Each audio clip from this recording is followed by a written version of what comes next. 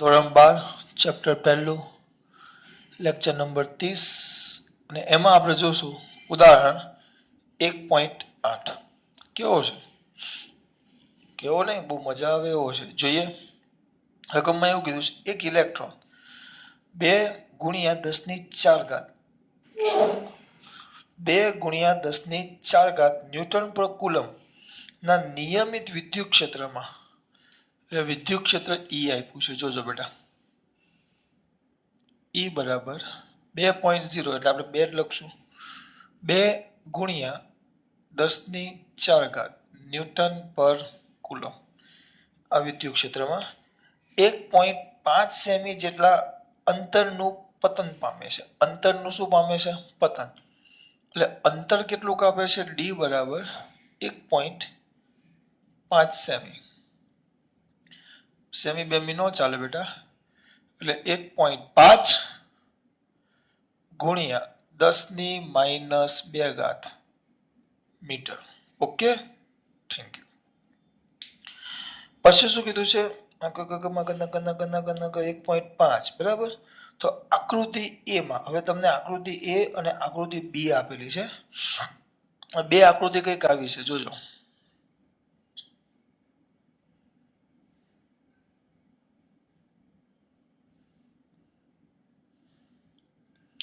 બે આકૃતિ દીકરા આપી છે એક છે આકૃતિ A and the second is આકૃતિ B બે આકૃતિ છે એક છે આકૃતિ A અને બીજી છે આકૃતિ B બે આકૃતિ છે આખું માઇનસ છે અને અહીંયા આપ્યું છે પ્લસ અહીંયાથી મુક્ત પતન કરાયો છે ઇલેક્ટ્રોનને આ પ્લેટ છે જે પ્લસ છે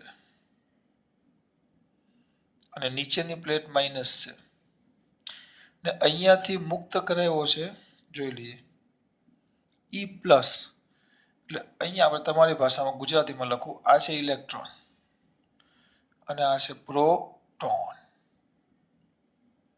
બરાબર તો સ્વાભાવિક છે મુક્ત પતન કરાવે આ ઇલેક્ટ્રોન છે સામે કયો આ કઈ પ્લેટ છે ધન વીજભારિત તો એક નીચે તરફ શું થશે એના પર આકર્ષણ બળ થાય નીચે તરફ શું કરશે ગતિ કરશે અને આ ધન છે પ્રોટોન છે આ ઇલેક્ટ્રોન એટલે કેવો આવશે ઋણ બેટા એટલે ધન તરફ આકર્ષાય અને પ્રોટોન છે જે ધન આવે જે કઈ તરફ આકર્ષાય ઋણ તરફ આમાં કઈ નવું નથી જો પેલું ઋણ છે તો ધન તરફ આકર્ષાય અને ધન છે તો ઋણ તરફ આકર્ષાશે બરાબર તો કક્ષા મોટા કાઢવા પડશે આમાં ખબર પડી બેટા આ ઇલેક્ટ્રોન ને પ્રોટોન સર આટલું તો ક્લિયર થઈ ગયું આગળ ચલાવો થોડુંક ધીમે બેટા સ્પીડમાં ન હોય શાંતિથી જોઈએ હવે શું કીધું છે સાંભળજો આકૃતિ A માં કારણ કે આકૃતિ A માં ક્ષેત્રનું માન અચળ રાખીને તેની દિશા ઉલટાવવામાં આવે છે અને તેમાં એક પ્રોટોન તેટલા જ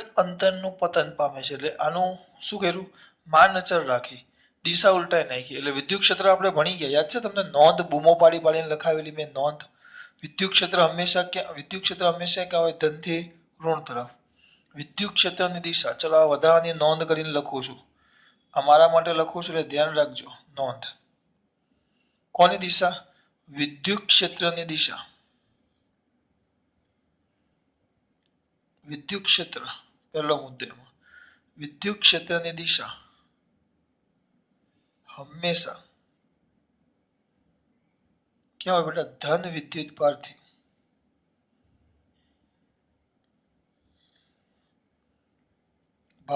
ઋણ તરફ આ દાખલામાં નથી લખવાનું ખાલી સમજૂતી માટે ઋણ તરફ ઋણ વિદ્યુત ભાર તરફ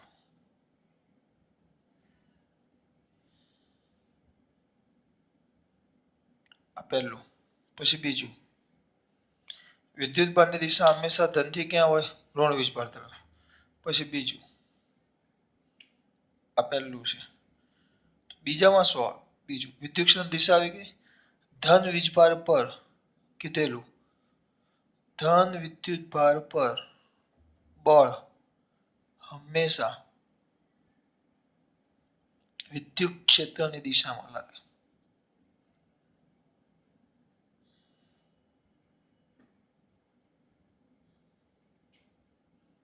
દિશામાં લાગે જ્યારે ઋણ વીજભાર પર વિદ્યુત ભાર પર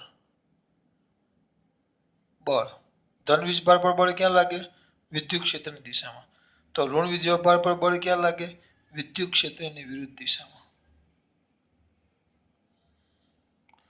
વિદ્યુત ક્ષેત્રની વિરુદ્ધ દિશામાં આ ભૂલાવું ન જોઈએ કમ્પલસરી યાદ રહેવું જોઈએ આ તમારા માટે છે આગળ એકવાર મેં લખાવેલું છે પણ પાછું યાદ કરાવું છું પરીક્ષામાં નથી લખવાનું દાખલામાં નથી લખવાનું બરાબર ચલો પેલા આટલામાં ખબર પડી મારા દીકરાઓને આ ભૂલ ન થાય હવે ચલો અહીંયા ધ્યાન આપો કયું પતન કરે છે મુક્ત કરવામાં આવે છે મુક્ત કરવામાં તો એક કામ કરો ચલો ધારો કે વિદ્યુત ક્ષેત્ર કેટલું હોય બેટા ઈ હોય તો કયા વિદ્યુત ભાર પર ક્યુ તો ક્યુ વિદ્યુત ભાર પર લાગતું શું બેટા બળ હા બળમાં ટૂંકમાં વ્યવસ્થિત લાગે બળ ગમે તેવું લખવું એના કરતા વ્યવસ્થિત લખવું બળ નહીં વિદ્યુત બળ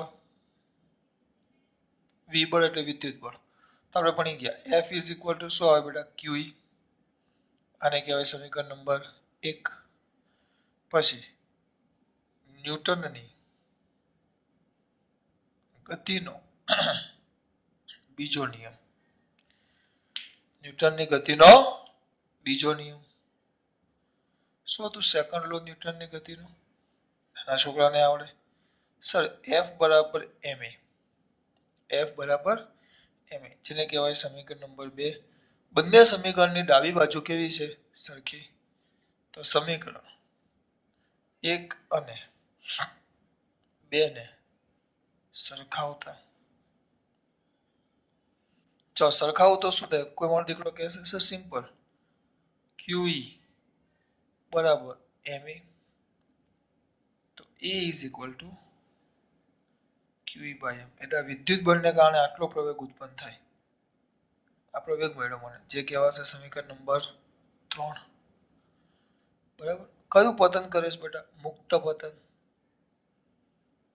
તો મુક્ત પતન કરતા વિદ્યુત ભાર માટે તો મુક્ત પતન કરે તો બુદ્ધિ ચાલુ જોઈએ શરૂઆતનો વેગ v0 બરાબર 0 અંતર d બરાબર d d આપ્યું છે આપણે 8.5 પણ અંતર માટે d બરાબર d લખશું બરાબર હવે એ લોકોને એવું કેવું છે તો અહીંયાથી ઇલેક્ટ્રોનને મૂકો તો આ જે d જેટલું અંતર છે આ બંને વચ્ચેનું અંતર d છે પ્લેટો વચ્ચેનું તો અહીંયાથી મૂકો તો અહીંયા નીચે આવતા કેટલો સમય થાય તમને અંતર આપેલું છે એટલે જો શરૂઆતનો વેગ કારણ કે બંનેને અહીંયાથી મુક્ત કરવામાં આવે છે તો મુક્ત કરવામાં આવે તો મને v0 બરાબર 0 કેમ મુક્ત કર્યા બંને કિસ્સામાં d બંને કાપેલું અંતર d છે અને ન્યૂટનનો નિયમ અને બળ એનો ઉપયોગ કરી મેં પ્રવેગ શોધી લીધો કારણ કે આ પ્રવેગ કોને લીધે ઉત્પન્ન થાય છે વિદ્યુત બળ અહીંયા ગુરુત્વાકર્ષણ બળ અત્યારે ધ્યાનમાં લીધો નથી તો શું થશે બોલો a બરાબર તો આપણે શું કીધું QE by m તો સમય t તમારે શોધવાનો છે શું શોધવાનો છે સમય t તો સૂત્ર કયું આવે બોલો અચળ પ્રવેગી અચળ ઉપર લખીએ કઈ ગતિનું અચળ પ્રવેગી ગતિનું સમીકરણ શું આવશે અચળ પ્રવેગી ગતિનું સમીકરણ બોલો d બરાબર v0t પ્લસ 1/2 at સ્ક્વેર પણ d ના d બરાબર 1/2 at સ્ક્વેર કારણ કે v0 તો 0 છે એટલે ટૂંકમાં બતાવી દીધું 0 લખું ને પાછા અમુક મોટું બગાડશે સર 0 લખો ને સર 0 લખો ને હા તો લખીએ એમાં આવશે 0 પ્લસ 1/2 at સ્ક્વેર ડાયરેક્ટ લખું છું t ને સૂત્રનો કરતા બનાવું છું તો t સ્ક્વેર બરાબર આ ગુણાકારમાં આવશે 2d by a તો t ઇઝ ઇક્વલ ટુ વર્ગમૂળમાં 2d હવે એ જો a બરાબર QE by m છે પણ આ તો છેદમાં a છે એટલે નીચે આવશે QE અને ઉપર આવશે M. આ તમારું સમીકરણ નંબર 4. એટલે સર તમે આ શું કર્યું કે ખબર નહીં પડી. આમ મેં શું કર્યું એક કોમન સૂત્ર મેળવી લીધું પહેલા કોમન. હવે તમને આમાં બે ભાગ કીધા ઇલેક્ટ્રોન ને પ્રોટોન. તો આની અંદર ખાલી ઇલેક્ટ્રોન માટે TE કરી નાખવાનું. બે તો બે જ છે. ડી ડી એટલે અંતર તો એ ડી એમ ઇલેક્ટ્રોનનું દળ એટલે me ક્યુ ઇલેક્ટ્રોનનો વીજભાર એટલે E જ અને એ તો વિદ્યુત ક્ષેત્ર અચળ જ છે કારણ કે બંનેના ક્યુ પ્રોટોન અને ઇલેક્ટ્રોન બંનેના ક્યુ તો E જ આવે નથી પડતી સિમ્પલ પેલા આટલામાં ખબર પડી દાખલો બહુ મોટો છે એવું લાગશે પણ આ મેં તમને કીધું બેટા દાખલો મોટો નથી આપણે આ ભાગ કાઢી નાખવાનો છે કયો આટલો ભાગ નોટમાં લખજો પણ દાખલામાં પરીક્ષામાં નહીં વિદ્યુત ક્ષેત્ર E હોય ને Q વિદ્યુત ભાર હોય તો F બરાબર QE અને ન્યૂટનનો ગતિનો બીજો નિયમ F બરાબર ma તો ma is equal to QE તો a is equal to QE by m મુક્ત પતંગ કરે શરૂઆતનો વેગ 0 અંતર કેટલું છે d પ્રવેગ આપણે a શોધ્યો સમય શોધવાનો છે d is equal to v0 t plus 1/2 at square v0 તો 0 છે d બરાબર 1/2 at square તો t square is equal to 2d by a તો t ચલે છે sorry t square is equal તો t is equal to વર્ગમૂળમાં 2d છેદમાં આવે QE by m ઉપર આવી જાય હવે તમારી પાસે બે વસ્તુ છે એક છે ઇલેક્ટ્રોન અને બીજું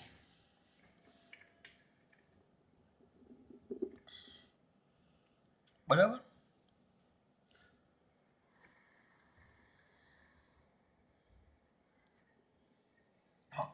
હવે જોઈએ પહેલા અહીંયાથી જ કરીએ આપણે દેખાય છે ને દેખાય છે ચલો પહેલા ઇલેક્ટ્રોન માટે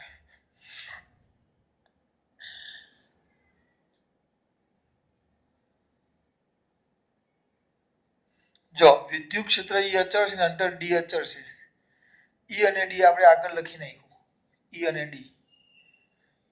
E અને D આપણે આગળ લખ્યું બરાબર તો ઇલેક્ટ્રોન માટે શું આવે દીકરા ઇલેક્ટ્રોન માટે બોલો માં દીકરા અહીંયાથી લખીએ TE એટલે એક કામ કરું આપણે E અને D લખી નાખ્યું E હતું 2 × 10⁴ ઘાત E હતું 2 × 10⁴ ઘાત અને D છે 1.5 સેમી બરાબર તો એક કામ કરું આમાં કીચડો થાય પાછું લખું હા યાર અલગ સાઈડમાં કર્યું એટલે લખું છું કે પાછું લખવાની કઈ જરૂર નથી જો E કેટલું છે 2 × 10⁴ ઘાત ન્યૂટન પર કુલમ પછી D છે 1.5 સેમી એટલે 1.5 × 10⁻² ઘાત મીટર પછી m પણ me ઇલેક્ટ્રોનનું દળ મોઢું આવવું જોઈએ 9.1 × 10⁻31 ઘાત કિલોગ્રામ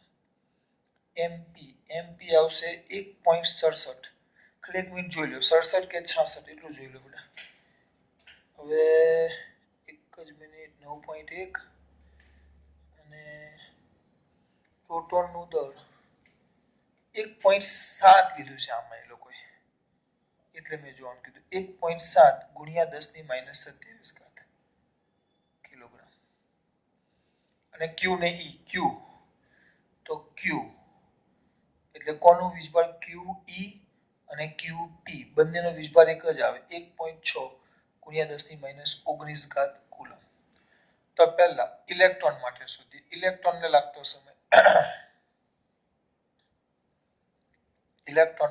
સમય અને સાથે સાથે કોને લાગતો સમય પણ શોધવાનું છે પ્રોટોનને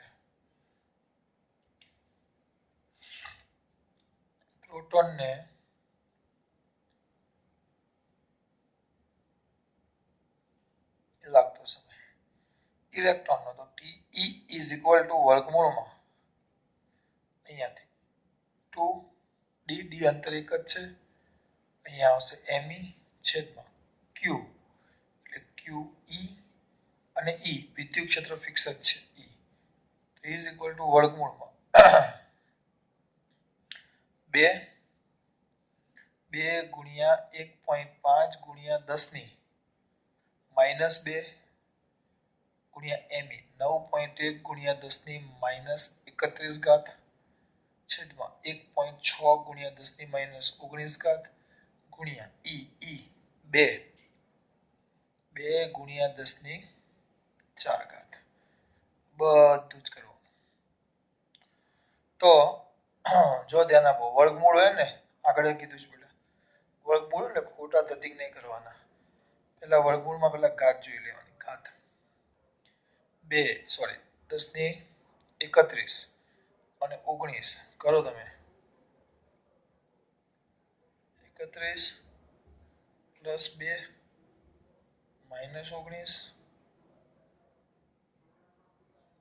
+ 4 18 ઘાત આવી બેટા. 18. હા, એટલે -18 ઘાત આવે એટલે બેકી ઘાત છે, ટેન્શન લેવાનું નહીં. બેકી ઘાત છે એટલે, અને તો પછી ડાયરેક્ટ અંદરનો ગુણાકાર કરી નાખવાનો. તો એ ગુણાકાર કરો, કેટલો છે? 2 ગુણ્યા 1.5 ગુણ્યા 9.1 ગુણ્યા 1.6, સોરી, ગુણ્યા ક્યાં કર્યું યાર? 2 ગુણ્યા 1.5 ગુણ્યા 9.1 ભાગ્યા 1.6 ભાગ્યા 2 બરાબર સમથિંગ આવ્યું. તો એનું વર્ગમૂળ, વિપુલ પટેલ, વર્ગમૂળ વર્ગ છે 2.92 આવ્યું. સોરી દોસ્ત, આવી ગયો જવાબ. આવ્યો 2.92 ગુણ્યા 18 ઘાત હતી એટલે 10⁹ -9 સેકન્ડ એટલે 2.92 નેનો સેકન્ડ. એટલે ઇલેક્ટ્રોનને ક્યાંથી, પેલી પ્લેટ હતી, આ બે પ્લેટ, તો પ્લેટમાં અહીંયાથી નીચે આવતા માટે કેટલો સમય લાગે? અહીંયાથી પ્લેટને નીચે આવવા માટે કેટલો સમય લાગે? 2.92 નેનો સેકન્ડ. આટલા સેકન્ડમાં નીચે આવે. એ જ વસ્તુ એ પ્રોટોન માટે. ચલો ફટાફટ થોડુંક સ્પીડમાં. ઇઝ ઇક્વલ ટુ વર્ગમૂળમાં 2d, પણ અહીંયા આવશે mp બાય qe. qe નહીં, qp આખું વર્ગમૂળ છે બેટા, ઇન્ટુ e. તો ઇઝ ઇક્વલ ટુ વર્ગમૂળમાં 2d આવશે 1.5 ગુણ્યા 10⁻². આપણે લેવાનું છે 1.7 ગુણ્યા 10⁻27 છેદમાં qe આકા કાકા કાકા 1.6 ગુણ્યા 10⁻19 ગુણ્યા 2 ગુણ્યા 10⁴ ઘાત. ઘાત જોઈ લેજો, બેકી જ છે, વાંધો નહીં આવે. એટલે એનો જવાબ ડાયરેક્ટ લખું છું, નકર પાછી 5 મિનિટ બગડશે. એનો જવાબ કંઈક આવે છે 1.261 ગુણ્યા 10⁻7. 1.261 ગુણ્યા 10⁻7 એટલે કંઈક માઇનસ નો હજી ઓછું કરો તો 0.12, 0.13 કરી નાખું છું. જો અહીંયા પોઈન્ટ લેવું એટલે અહીંયા ઘાત ઓછી થઈ જશે, 10⁻6 ઘાત સેકન્ડ એટલે 0.13 માઇક્રોસેકન્ડ. એટલે કે પ્રોટોનને નીચે આવવા માટે કેટલો સમય લાગે છે? 0.13 માઇક્રોસેકન્ડ. ને ઇલેક્ટ્રોનને કેટલું લાગે છે? 2.92. એટલે કોણ? આને -9 ઘાત ને આને 10⁻6 ઘાત. એટલે કોણ ઝડપથી એવું કહેવાય, બુદ્ધિ ચાલતી હોય તો ઇલેક્ટ્રોનની સ્પીડ વધારે કહેવાય, કારણ કે ઓછા સમયમાં જલ્દી નીચે આવી ગયો. એટલે 1000માં ભાગનો થઈ ગયો, જેવો તેવો ઓછો ને, 1000માં ભાગનો. હું કઈ બોલું છું કે ખબર પડે છે? 1000માં ભાગનો સમય ઓછો લાગે આને, 1000માં ભાગનો ફટાક કરતો નીચે આવી જાય. કેમ? કારણ કે દળમાં બહુ મોટો ફરક છે. આમાં 31 ઘાત છે ને આમાં 27 ઘાત છે માઇનસ. સ્વાભાવિક છે, જે ભારે હોય એની સ્પીડ કેવી હોય, એને પ્રવેગ કેવો મળે? ઓછો. નહીં બેટી? સ્કેટિંગ એક મસ્ત એવું સ્કેટબોર્ડ છે, એના પર હું બેઠો છું અને મને ધક્કો મારીને તમારે મને મારો વેગ વધારવાનો છે. તમારે ચોથા ધોરણનો છોકરો મને ધક્કો મારે છે અને સ્કેટબોર્ડ ઉપર બીજા ધોરણનો છોકરો બેઠો હોય, ચોથા ધોરણનો છોકરો એને ધક્કો મારે, તો કોણ પહેલા જાય? પેલો જ પહેલા જાય. કેમ? કારણ કે એનું દળ ઓછું છે એટલે પ્રવેગ વધારે હોય. એટલે મારું દળ વધારે છે એટલે પ્રવેગ કેવો હોય? ઓછો. આવ્યો બરાબર. હજી આટલું પૈતું નથી, જેમ કીધું છે એનો બી સેક્શન. દરેક કિસ્સામાં પતન માટે લાગતો સમય ગણો, એ તો શોધી લીધો બરાબર. તો ગુરુત્વની અસર હેઠળ મુક્ત પતન સાથેનો તફાવત જણાવો. ગુરુત્વની અસર હેઠળ. હવે કામ કરી, ગુરુત્વની અસર હેઠળ મુક્ત પતન સાથેનો તફાવત આપ્યો છે.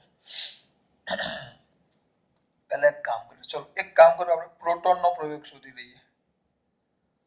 બે શોધાય પણ હું પ્રોટોનનો પ્રવેગ શોધું છું. તો પ્રોટોનનો પ્રવેગ a is equal to AE is equal to, યાદ એવું જોઈએ, QE by M. QE by M.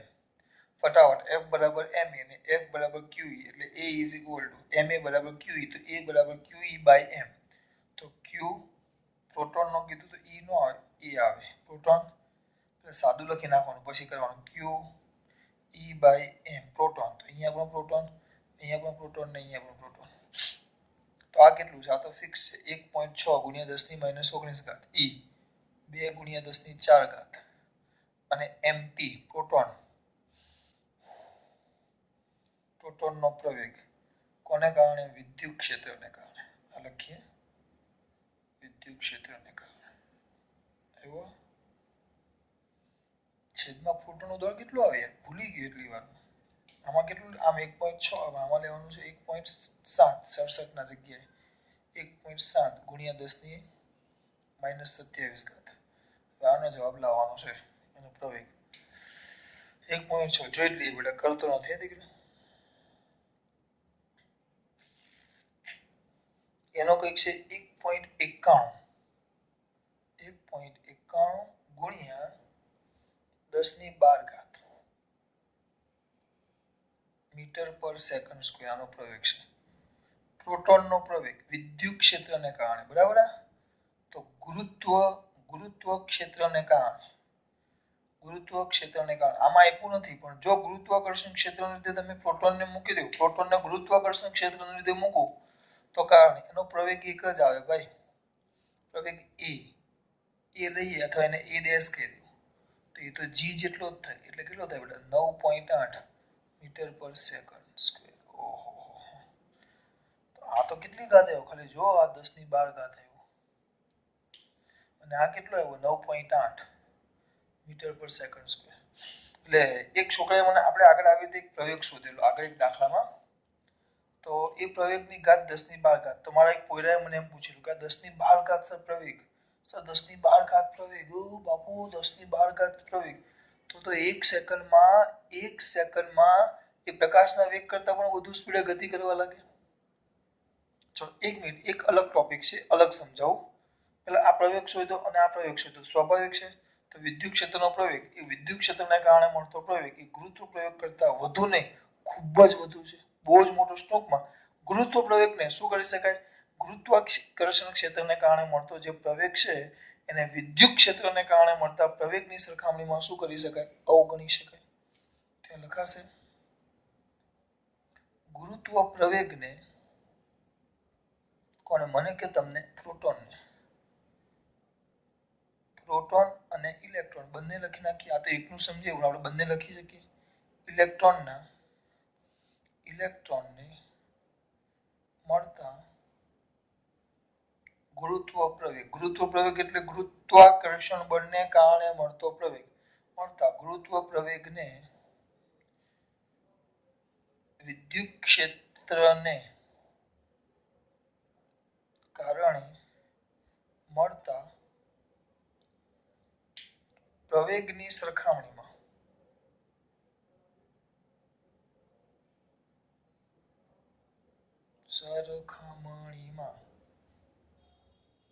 અવગણી શકાય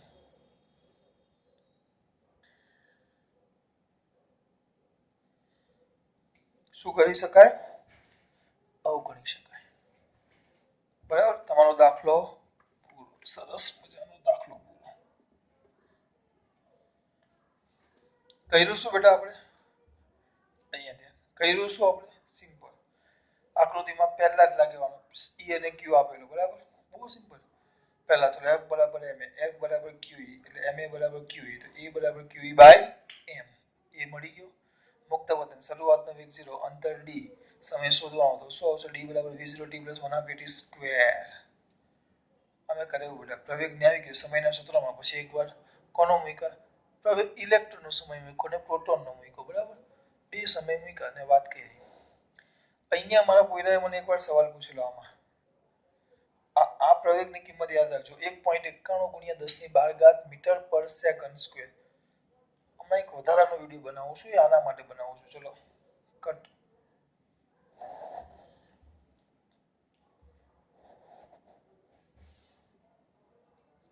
24 મિનિટનો છે ને ચલો આમાં જ કહી દે આની અંદર જ કહી દઉં કારણ કે જો મિનિટ વધારે નથી થઈ હજી. હા પોયરાએ મને પૂછેલું એટલે મારે કહેવું પડશે દીકરા, નહીં ચાલે એમ. અરે નીલમા હું નામ સુરેશ નો ભાઈ મહેશ એવું કંઈક છે, એમાં પોયરાએ પૂછેલું અને મને આજે યાદ આવ્યું. એ ભાઈ બીજા દિવસે મને યાદ કરાવ્યું હતું કે સર આ કરાવજો. હવે જો અહીંયા દે એક મિનિટ.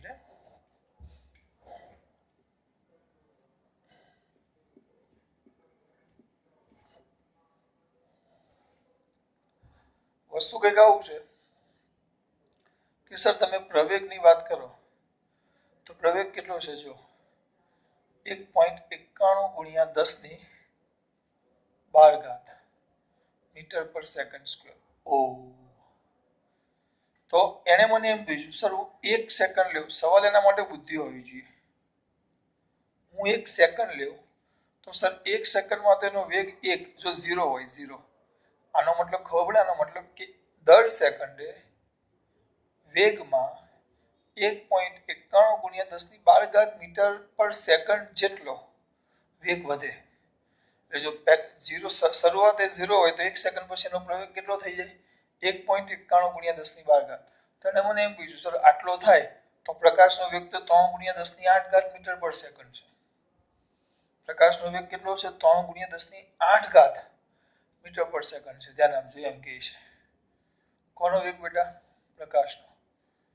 પ્રકાશનો વેગ કેટલો છે? વેગ v બરાબર 3 ગુણ્યા 10^8. તો સર આ તો પ્રકાશના વેગ કરતા પણ 1 સેકન્ડમાં, તો 1 સેકન્ડમાં વેગ કેટલો થઈ જાય 1.91 ગુણ્યા 10^12 મીટર પર સેકન્ડ. 1 સેકન્ડમાં જો આ પ્રમાણે વિચારો તો આટલો વેગ થઈ જાય. તો સર આ તો પ્રકાશના વેગ કરતા પણ વધી ગયો. આપણે ખબર છે કે પ્રકાશના વેગ કરતા અત્યાર સુધી કોઈ પણ વસ્તુ હજી વધુ ઝડપથી ગતિ કરી શકે એવું આપણી પાસે આવ્યું નથી. તો તમે આમાં તો એમ કહો છો. હવે એક વસ્તુ જો આમાં કીધું છે 1 સેકન્ડમાં આટલો થાય પણ એટલો પ્રાપ્ત ન કરે બેટા. એનું રીઝન છે કેમ? પછી આઇન્સ્ટાઈન આવે, થિયરી ઓફ રિલેટિવિટી. સાપેક્ષવાદ પ્રમાણે એને એવું કીધેલું કે દળ m છે, દળ m બરાબર m0 છેદમાં વર્ગમૂળમાં 1 - v²/c². આનું સૂત્ર આવે બરાબર. એનું સૂત્ર કેમ આવ્યું એ મને નહીં પૂછતા પાછા. m બરાબર m0 કારણ કે ભાઈ આઇન્સ્ટાઈન છે. સાબિતી છે પણ લાંબી છે, આપણે વધારાનું ચલાવીએ પછી એમાં સાબિતી ન આપવાની હોય. m બરાબર m0 છેદમાં 1 - વર્ગમૂળમાં v²/c².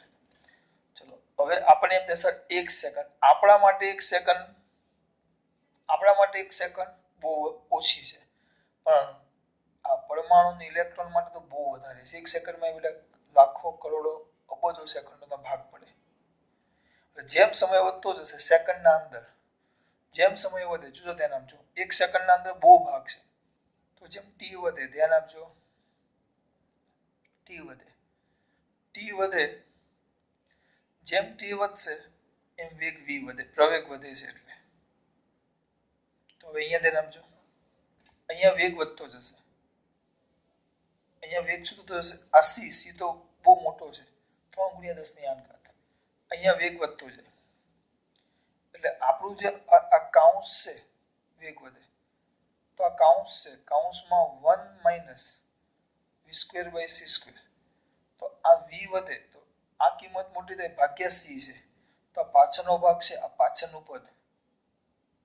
ચલો એક કામ કરીએ, આખું અલગ જ લખી. વેગ v વધે તો વેગ v વધે તો સ્વાભાવિક વસ્તુ છે v² વધે, v² વધે તો સ્વાભાવિક વસ્તુ છે v²/c². કારણ કે c તો અચળ છે, અંશ વધતો જાય તો v²/c². ગુણોત્તર પણ શું થશે? વધે. એ ગુણોત્તર વધે તો 1 - v²/c². v²/c². એક આ ગુણોત્તર વધે તો એકમાંથી એને બાદ કરું તો આ 1 - v²-c² પદ છે એકમાંથી બાદ થતો પદ વધતું આ વધતું જાય તો 1 - શું થાય? એકમાંથી બાદ કરતા જાવ જે ગુણોત્તર છે વધતો જાય છે, એકમાંથી બાદ કરવાની કિંમત વધતી જાય તો આ કિંમત શું થશે? ઘટે. એ ઘટે તો વર્ગમૂળમાં 1 - v²/c² પણ શું થાય? ઘટે. ચલો એ ઘટ્યું, પાછા આ બાજુ આવી જાઓ 1 - v²/c² ઘટ્યું તો તો સ્વાભાવિક છે m0 ના છેદમાં આપણું આ કાઉન્સ છે 1 માઇનસ v²/c² એટલે આ પદ શું થશે વધે એટલે છેદ કન્ટિન્યુઅસ શું થતો જશે બેટા વધતો જશે છેદ કન્ટિન્યુઅસ શું થતો જશે વધતો જશે છેદ એટલે આ આખી કિંમત વધે એટલે દળ અચળ નથી દળ વધે છે